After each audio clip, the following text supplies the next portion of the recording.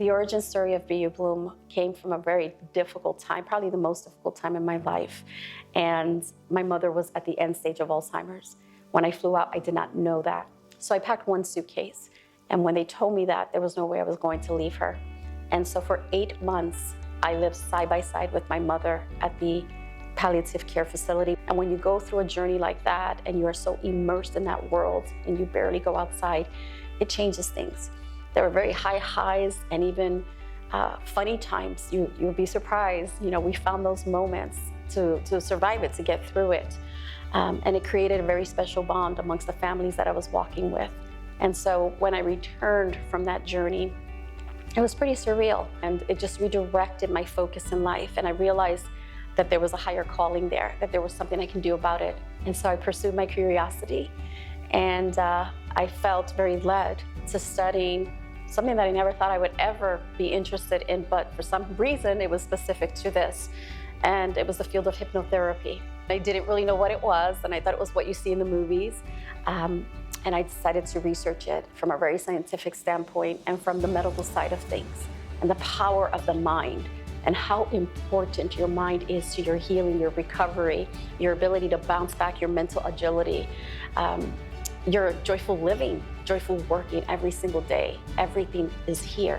And how powerful the unconscious is, because the unconscious affects over 90% of your outcomes. And so I became fascinated by that field. And as I started looking at the actual data and research behind sports and creative visualization, mental imaging, as I like to call it, and cancer and all these types of disease and chronic disease states, I became even more fascinated. And I said, this is what I want to do. And that's where I started to merge that field with spirituality and another field that I'm so passionate about. And it is the scientific study of human flourishing, known as positive psychology. So bringing all those elements together amongst many other modalities that I have put into my toolbox, I get to serve people in upgrading their mental software. We can use sport.